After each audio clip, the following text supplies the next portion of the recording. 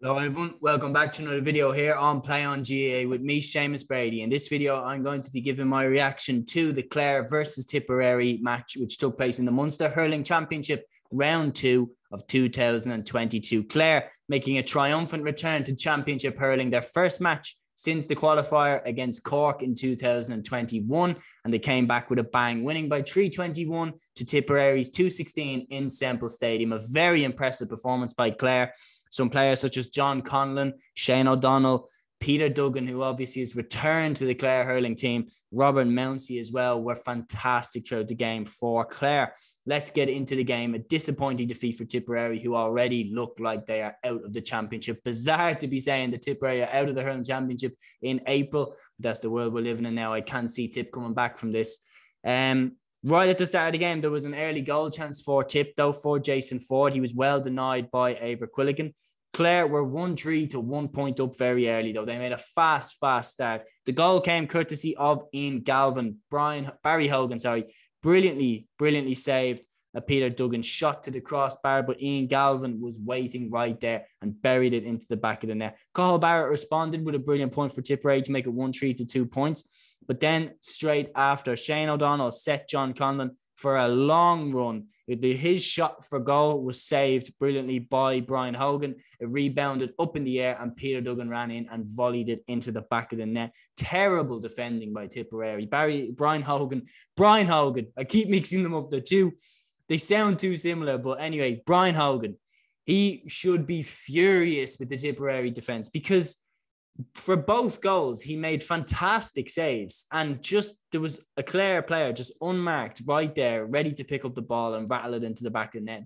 Ian Galvin the first time, Peter Duggan the second time, just simply not good enough by Tipperary. Rory Hayes followed up that goal with a boomer of a point, and then Clare were awarded a penalty right after that Rory Hayes point.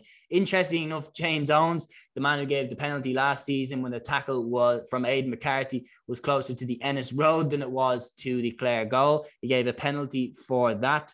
This year, he gives a penalty to Clare against Tipperary, and it was justifiably so because Brian McGrath was ripping the jersey off Peter Duggan. Such a stupid challenge to put in. Absolutely no need to do it.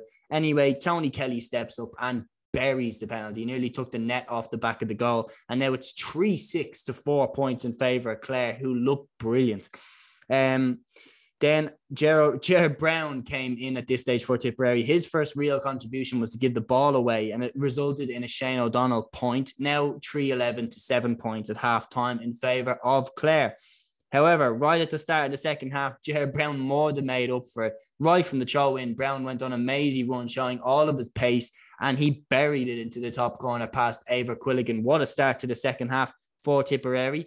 Clare responded to that with 2 points, but then Barry Heffernan hit a long-range shot for a point. It dropped short, but Eibhear Quilligan just took his eye off it for a split second, and it landed into the back of the net. He missed it, and now it was 3-13 to Clare, 2-7 to Tipperary.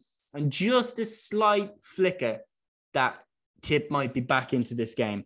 But Rob Mounsey hit a lovely point after a spell that was really point for point. They helped both sides hit 3 points each.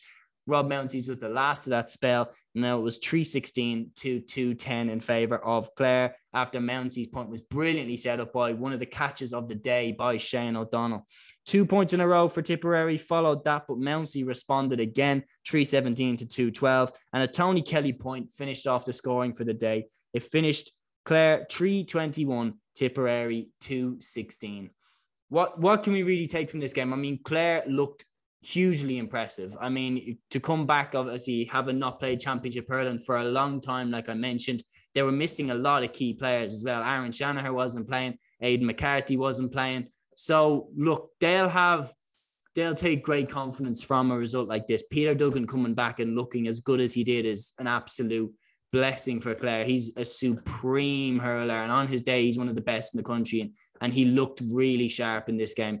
So, look, Clare put Tipperary away much more comfortably than Waterford did. And that's one thing that we cannot ignore. So, I don't know, maybe Tip just didn't show up. It definitely was a bad day. I mean, to go in at half-time having only registered 7 points, I mean, that's pitiful for a side that has the talent like Noel McGrath and Jason Ford.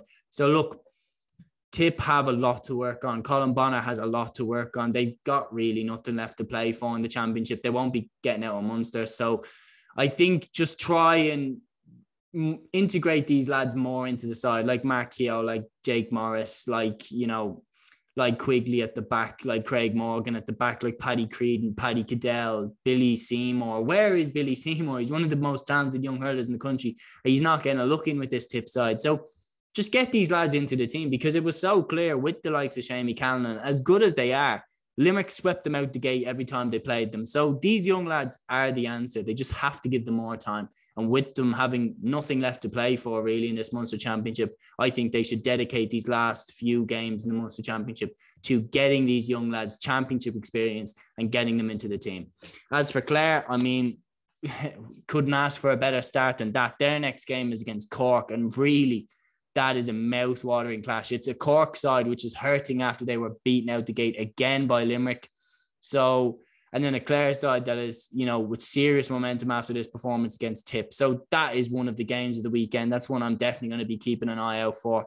And I'll be doing a full reaction and review of it here on Play on GAA. So make sure you check that out. That is my match review of the Tipperary-Clare game. We hope you enjoyed. It finished CLARE-3-21, Tipperary-2-16 at the Semple Stadium in Tipperary. Make sure you like, subscribe, comment, and share. It really helps us out here on the channel. And until next one, guys, take care.